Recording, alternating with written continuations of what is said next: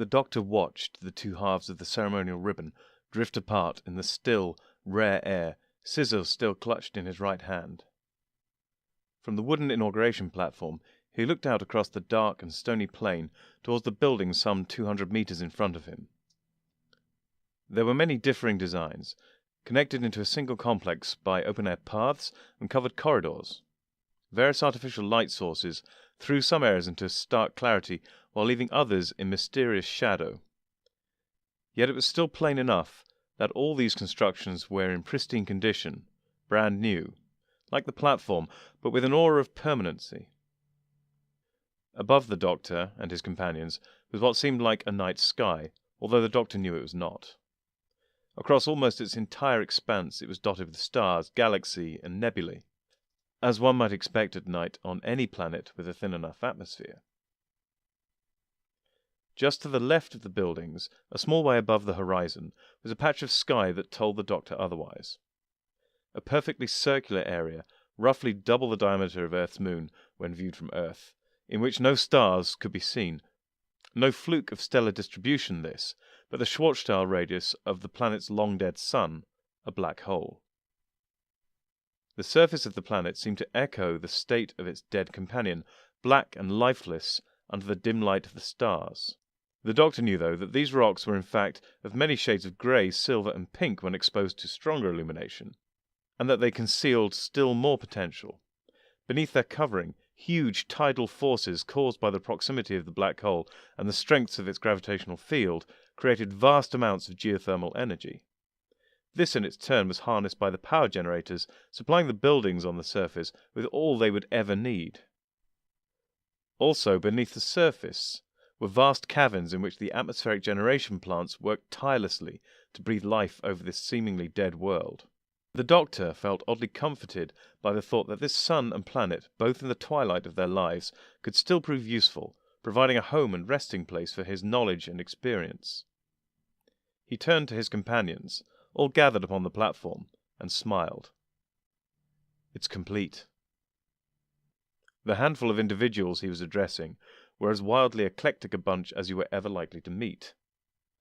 Radrag the Alsheen was vaguely human in proportions, but had limbs that were far thinner and more tubular than any man's. His head was supported on a similarly spindly neck and looked precariously balanced given its large size. It was about the size and shape of a large pumpkin, an impression strengthened still further by his wide, deep-set eyes and broad mouth. His skin was a mottled purple colour, and about his shoulders he wore a three-quarter-length blue cloak. In his deep, near-monotonous voice, he responded to the doctor. "The Institute of Time, your dream, all our dreams, made reality. A place where those of us who wander may congregate to pool our knowledge, to discover all we can about our universe, and hopefully build a better future." The doctor acknowledged this with a nod. "I can hardly believe it myself. I've dreamt about it for so long. Seeing it here makes me wonder if I'm still sleeping." The second of the doctor's companions now chose to speak. The hive was enclosed in a hollow perspex cube, roughly 1.5 foot along each side. This sat upon a motorized wheeled plinth, which supported the cube at about chest height. Small electrical control wires ran between the cube and the plinth. Within the cube buzzed the hive itself. 1,000 red and black bee-like insects flew, walked, and danced about, their actions all part of the thought processes of the collective mind of the hive. Occasionally one or more of the bees would fly in or out of tiny circular air holes drilled in the cube. Radrag looked particularly nervous when they approached him, his intellectual acceptance of the hive as a fellow time-traveller and seeker after truth not entirely suppressing his instinctual aversion to flying, stinging insects. The hive spoke by means of a computerized voice synthesizer. "And when, dear doctor, did you first come up with this idea?" The doctor frowned, for the first time unsure of himself. "You know, I'm not sure. I've been through so many regenerations it becomes difficult sometimes to pin things down. The memory starts to fade after the first 1,000 years. And even more so, he thought to himself, at the tail end of a regeneration. His failing memory was a further sign that his 8th life would soon be over. 2 mechanical arms folded out from the hive's plinth and gesticulated, encouraging the doctor to continue. I've a feeling I've been carrying this idea around from when I first became isolated from the others of my race." A gentle hum filled the air, a pure note. This came from Hactrix, and was his habitual way of introducing himself before speaking. He was a solid, transparent, red tetrahedral crystal, about 9 inches high. He hovered 6 feet above the ground, his thoughts alone manipulating the forces that allowed him to do so. In a similar way, he could use his own body as a speaker and produce a vast range of sounds simply by altering the speed and amplitude of oscillations of the atoms within his crystal lattice. The note he was currently producing was his own resonant frequency. "How so?" came the question, as clear as a bell. The doctor shrugged. "I'm not sure. Keen as I was to leave, I suppose I never really got over the loss of the company of so many like-minded individuals. I knew I'd never quite see eye to eye with them. We were always at odds with each other in terms of our methodology. In more recent years, I've come to consider that even I can't carry on indefinitely, that others should share in the task of exploring our universe." He tapped his head lightly. "There are an awful lot of eggs stored in this one basket, you know. I fear, should the weave unravel, all I've ever seen shall be lost forever. A certain sense of foreboding has been plaguing me lately, along with increasing tiredness. I'm so far away now from my brethren." This last statement from the doctor seemed disjointed and distinctly wistful. He paused for a moment, looking downwards, his eyes glazed. Finally, he shook himself out of his reverie. "I also thought that it might be nice to have somewhere to rest, to receive news of others' adventures and review them at my leisure. And so I began to think of other races I knew who also travelled through time, and in particular certain individuals within those races who had shown a keen interest in the universe and the pursuit of truth. As I met you in the course of my travels, over time as it were, I began to be more convinced that this institute could be made a reality." He paused for a moment. "I'm still amazed, my friends." A chuckle went around the group as they congratulated one another. The 2 remaining members were the reptilian Com and the mobile, vaguely rosebush-like plant creature Risha. This small assembly, whose powers had rendered this idea in rock, steel, and glass, were only the beginning, of course. They all hoped to add to their numbers over time as they encountered similarly minded explorers. "Well," Hactrix announced momentously, "with our combined efforts, this institute should live up to its name and survive to the end of time. It's been built to last." The doctor raised an eyebrow in the merest suggestion of doubt, but he was forced to agree. "I had that in mind certainly when I picked this planet as the foundation of our institute. Black holes are so much more stable than stars. None of this worrying about red giant phases or supernovae. People always assume there's no energy to be had from them either, simply for lack of that showy EM radiation, light and heat and the like. But our geothermal power stations should drive the Institute and its systems for as long as we need them." "Until the end of the universe," Risha rustled. The doctor frowned. "Perhaps." The hive's synthetic laugh crackled forth. "Why not? The Institute seems durable enough, and each of us is as long-lived as any life form is ever likely to be. In our own ways, we have all conquered our own mortality. There is no reason why we shouldn't see the whole of creation out." Radrag nodded and held up a hand, exclaiming, "Of course." All senses turned to him. "What is it?" Com hissed. Radrag shook his great head, as if waking from a dream. "But we're time travelers. Why don't we just go to the end of the universe and see if the Institute of Time still stands?" There were excited murmurs at this suggestion, but once again the doctor was left frowning. "What's the matter?" Hactrix asked, concerned. "You don't seem to share our enthusiasm." The doctor shook his head, straining to dredge up some long-forgotten memory. "It's no good," he said with exasperation. "I can't remember why." "Why what?" Hactrix responded. The doctor smiled apologetically. "Okay, sorry, I'll explain. There was a rule among the Time Lords that we mustn't travel beyond a certain future time. I remember the rule, and I remember the time, but I can't for the life of me remember why. Still, it would seem prudent for us to abide by this rule. I'm sure there must be a good reason for it." The disappointment was evident amongst all those gathered there. It was as if a charge which had hung in the air about them had suddenly dispersed, run to earth. The doctor, however, had not changed from his state of thoughtful introspection. "There might be a way, though," he said slowly, the idea not yet fully coalesced within his mind. Excitement returned to the group. All leaned forward to hear what he had to say. The Doctor suddenly grinned at them and winked. "If I were to take the TARDIS to the moment before that time, then the natural passage of time would take me beyond it, and I could see what was there without breaking the rule." Radrack clapped his hands. "Bravo, Doctor!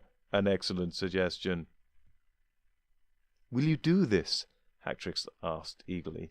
"Will you make this journey and report back to us? There might be dangers." The Doctor continued to grin. "There are always dangers. We are, after all, travellers in time. We face dangers every day in our explorations. Yes, I'll do it and report back to you with my findings. This might form a fitting coda to my active explorations. Who knows?" At these words there were applause and other various species-specific signals of admiration, the Doctor acknowledging these with an inclination of his head. "This is a fine inaugural adventure for our Institute," Hactrix exclaimed. "Go with our good wishes and return safely to us, your friends." With this final blessing received, the Doctor waved and turned towards his TARDIS, standing on the rocky plain some 10 yards away, surrounded by the vehicles of his companions. He stood for a moment in the doorway, and turned back to look at his gathered friends, all still watching with anticipation. He waved once more, then went inside. The interior of the TARDIS was dark and vaulted like some vast cathedral to technology, and as the Doctor walked across the marble floor, his footfalls echoed back to him from 100 different surfaces. He passed his comfortable chair and his bookshelves, passed within the stone pillars surrounding the main console until he stood before it, cast-iron supports looming over him gloomily. He set the temporal coordinates to 1 second before that fateful forbidden date. With a flick of a single lever, the central column began to rise and fall rhythmically, pushing the Doctor and his ship through time. It did not take long before the column ceased its movement, and the Doctor realized that they had landed. He felt something of a sense of anticlimax. The journey had been so swift.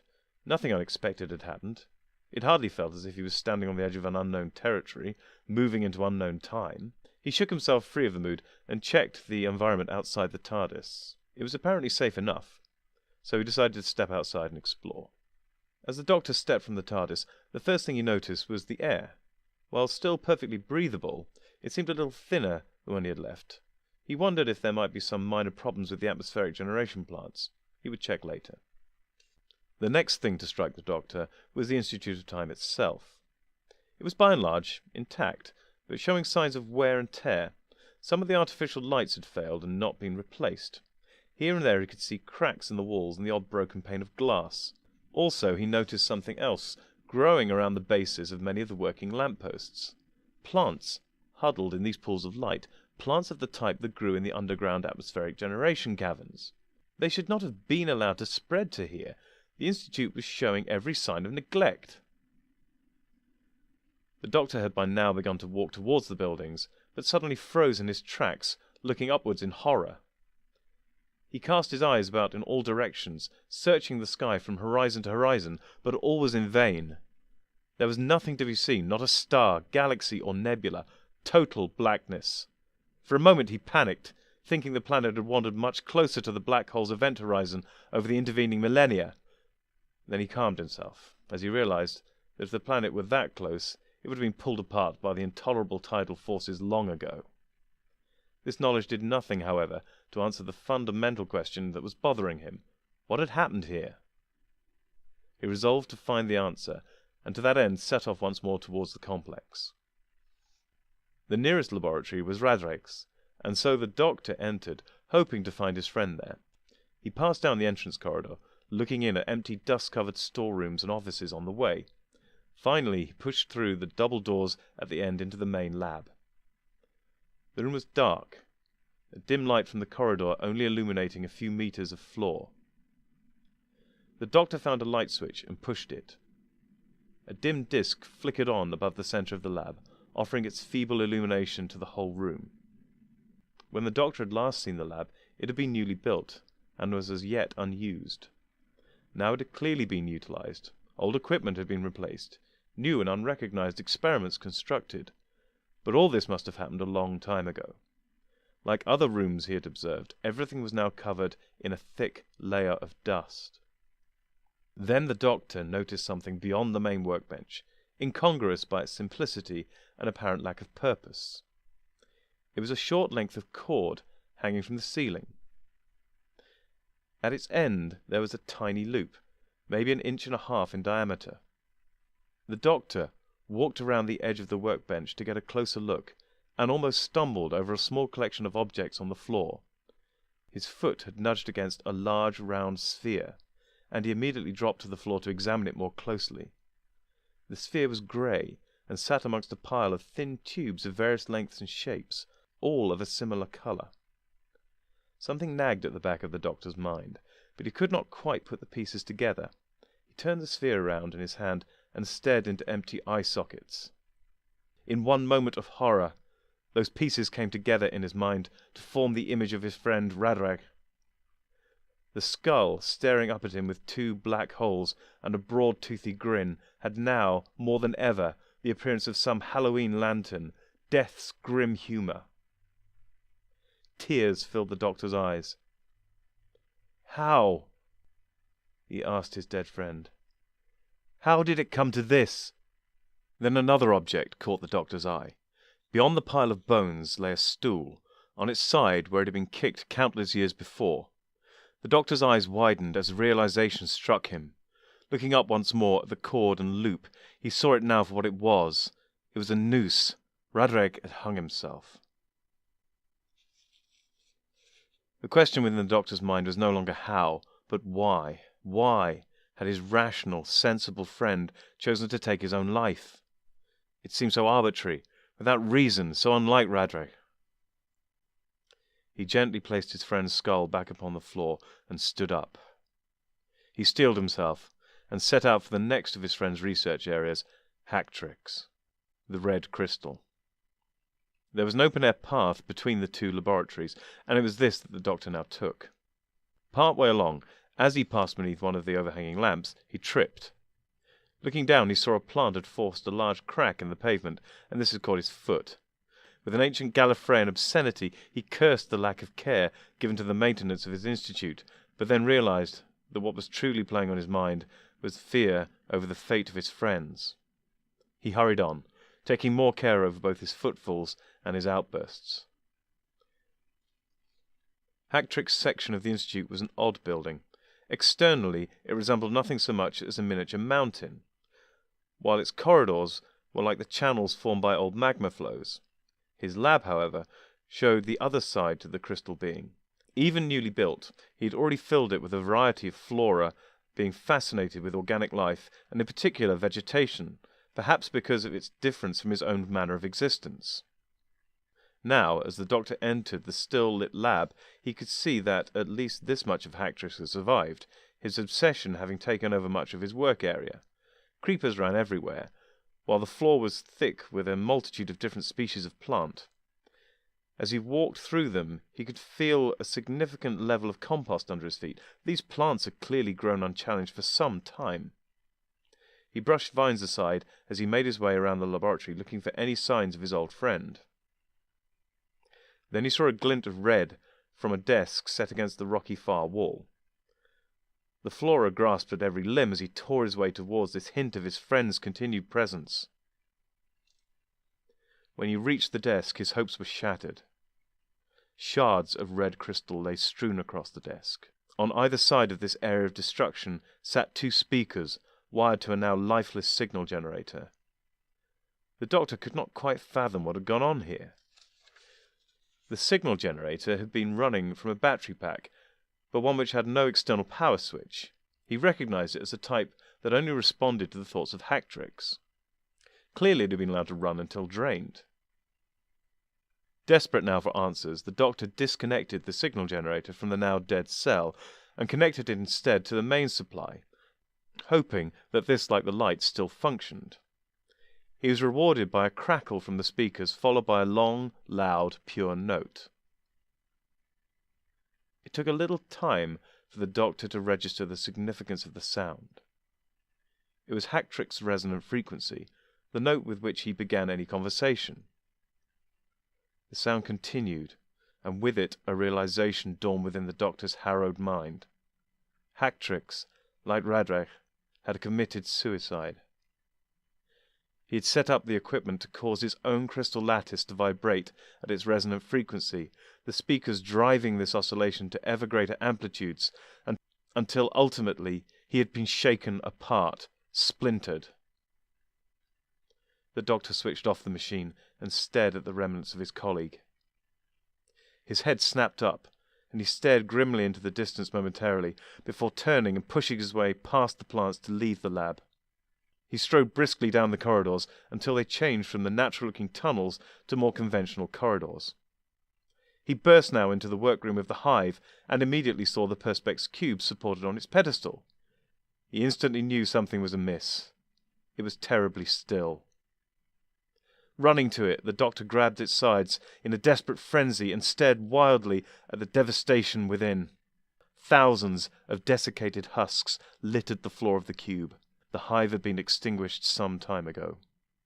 The doctor cried out in anguish against the silent walls of the Institute. Would no one tell him why his friends were dead? He noticed now small objects stuffed into every air hole of the hive's container. They were small brown tubes singed at one end. Looking down at the floor, the doctor saw a small packet lying discarded there. He picked it up and brushed the dust from its surface. A blaze of red was revealed, along with the legend, Marlborough. The doctor stood amazed. The hive had asphyxiated itself.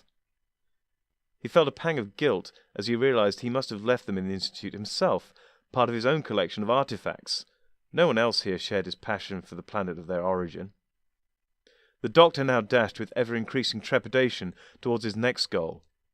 As he entered Com's research base, he was struck by a blast of chill air. The air conditioning was turned up to full, and as the doctor had already suspected, Com's cold, still body lay upon the icy ground. With no internal means of regulating his body temperature, the gentle reptilian scientist had frozen to death. The doctor fled, crashing through doors, heedless of anyone or anything. He held no hope now for any of his friends, but felt compelled to discover the fate of them all. He bowled through the doors of Risha's lab and was blinded by the light within. It took a few seconds for his eyes to adjust to the higher intensity illumination, but when they finally did, he cried with joy at the sight before him. Risha had not merely survived, but thrived. She now covered every surface of her laboratory, leaves and flowers as far as the eye could see, rampant, vibrant growth. "Risha!" the doctor cried. "What's happened? Why are the others dead?" There was no answer. Indeed, nothing stirred amongst all this living vegetation. The doctor bent down and gently stroked the nearest beautiful flower. "Risha?" The silence was appalling. The doctor felt an urge to scream rise within him. Anything rather than suffer this deathly stillness. The feeling passed to be replaced by memories of lively debates the doctor and Risha had had together. Other recollections now sprang to mind. She had always been so fastidious about her pruning, never allowing her size to vary by more than a few centimeters. The doctor recalled her explanation. "If I were to cut myself back too far," she had whispered, "I'd not be able to maintain my energy levels, and my thoughts would die away, starved of food."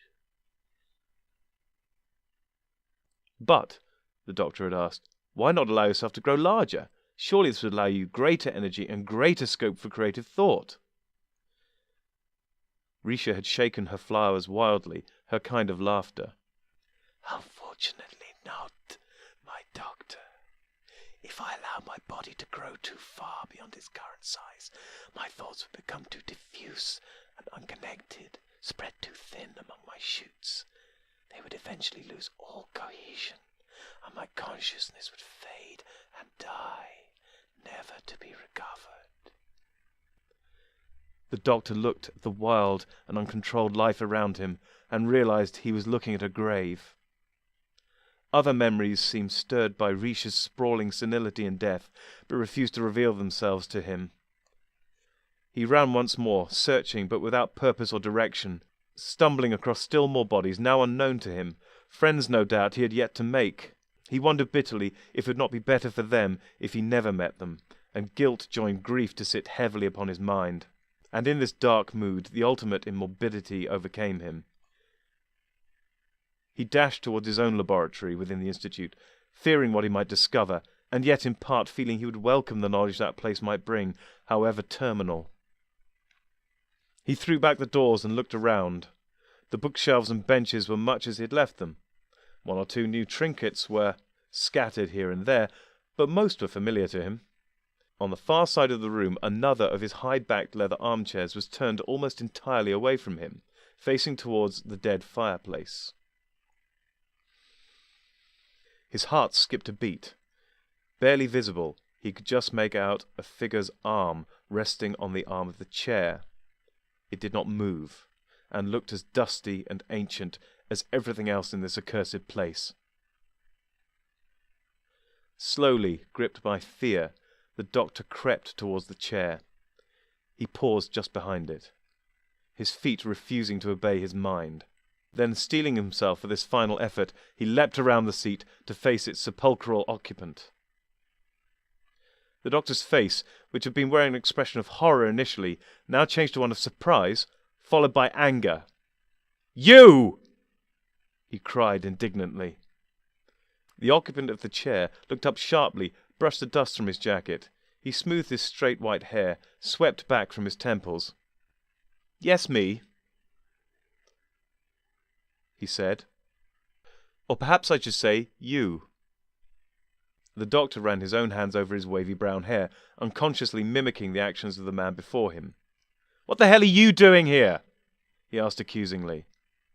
"Oh, come now," the doctor said, gently admonishing himself. "Where else would I be at this time?" "Are you responsible for all this?" the doctor asked, gesturing around him with his hands. The first doctor smiled. "Oh, I think we share whatever responsibility we have in equal measure." The doctor gave a gasp of exasperation. Frustrated by the first doctor's elliptical responses, he decided to be more direct. "Why are you here?" he asked bluntly. "To remind myself of one or two things." "What happened to my friends?" "Ah, yes, your exciting new friends. I suppose they're not as exciting and new anymore, "How can you be so callous?" the doctor exploded. "You're so careless of those people's lives. I've always hated you. You're so dispassionate." "Self-hatred," the first doctor responded. "That can hardly be healthy. And when did I become so emotional, so unruly in my thoughts? Is this perhaps some form of senility, dementia?" "You're a fine one to talk of senility, you decrepit, dried-up old husk," the doctor responded savagely. The first doctor tutted. "I'd hoped I'd never become so superficial. You know full well that you are the aged one." The doctor shook his head. "You're sidetracking me. I want to know what happened to my friends. Tell me." The first doctor held up his hands. "Wait. Be patient. Allow me to do what I came here to do, and all will become clear." The doctor subsided and waited for his earlier inclination to continue. "You remember, it seems, the rule forbidding travel beyond a certain point in time?" The doctor nodded. "Well," continued the first doctor, "it seems, as I thought I might, that you've forgotten the reason for it." The doctor frowned, but did not deny this. The first doctor elaborated some more. "There are two very good reasons for this, and both have contributed ultimately to the fate of your friends. The first reason should be obvious to you. Didn't you look up before you came in?" "Yes," the doctor responded cautiously. "Why do you think the sky is totally black and featureless?" The doctor thought for a moment before remembering his universal evolution. "The universe is in heat death. All the stars have become black holes or brown dwarfs, and the energy of the universe has become totally diffuse. In fact, I guess every system in the universe has become totally isolated from every other, each passing beyond the visible horizon of the others. Indeed, further in the future than here, I guess even the remaining matter will break down into its most fundamental components. This is due to the continual expansion, yes?" The first doctor gave a subdued round of applause. Well done. It's nice to see my many regenerations haven't rattled every piece of useful information out of your head. Why, thank you, the doctor responded sarcastically. But you've obviously not considered the effect that this had on the population of the universe. Firstly, and purely physically, it has wiped out most races, killed as their sons died, and robbed of anywhere to run. Well, yes, the doctor conceded. That is fairly obvious. I thought so, the first doctor agreed. But the second effect is more subtle, as it is psychological. The effect of living on one planet, isolated from all others, is ultimately stifling. Those races clever enough to harness the power of black holes, as you did, still finally lacked stimulation. In the end, their numbers dwindled as their drive to procreate waned, their impetus to continue removed. In effect, all the races of the universe are committing suicide as we speak, if they have not done so already. By the way, didn't you wonder how I found this place? The doctor was knocked off balance by this sudden change of tack. Well, yes. The first doctor smiled in a way finely calculated to create maximum annoyance in the doctor. Well, it was my idea, the Institute of Time. If I ever found the time, this was where I was going to build it. So, no matter what else I might have forgotten, this seemed the most likely place to look, in the event I started irresponsibly bending the rules of time travel.